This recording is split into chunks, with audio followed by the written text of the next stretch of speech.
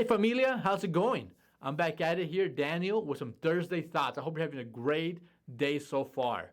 But this is the time when we look back at our Sunday message and really think through how can we carry this forward, and what are some thoughts, what are some things that stood out maybe to you, and I'll share some more things that I know I worked on for this Sunday.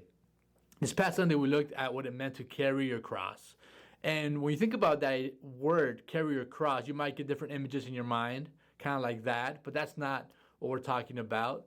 Or you might get a concept, kind of like a burden you must bear.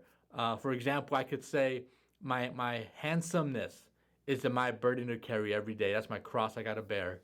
But that's not what Jesus was talking about.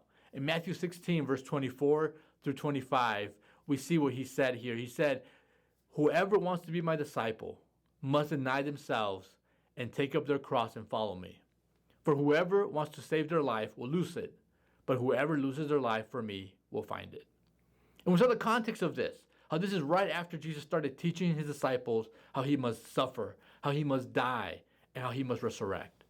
So we saw that he is talking about and calling them to follow in his footsteps of what's about to happen to him, and what we're looking forward to as a church as well, Easter Sunday.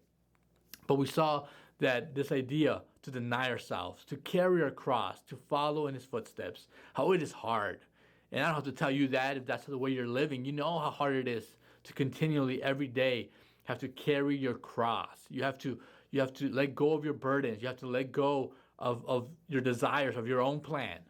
The way we saw Peter had his own plan, but he had to be called to take on God's plan.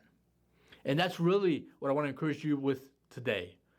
That no matter how hard it is, I know it's hard, and we're all in it together, that as we carry the cross, as we take up that cross every day, we make that decision to imitate Jesus.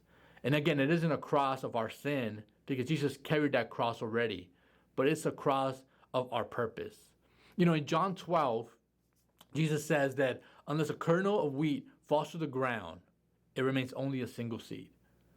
But if it dies, then that can produce many more. It can become what it was meant to be. And that's really what it means to carry our cross. It means, yes, we have to give up some things, but it's so worth it. It's so worth it. So I want to use our imagination today and to imagine what that's going to look like for you, to produce much fruit, to become what you were called always to be, to step into your purpose, to fulfill that heavenly role in your life. Till we give up what we think we want, who we think we are, but we actually get the real thing. We actually get to be who we're called to be, have an impact bigger than we could have ever imagined. So as we look ahead at Easter, let's remember these things, and let's consider today, what is God calling us for? What is God calling us to? And how can we take up his cross? Love you guys. I'll see you next time. Carry your cross.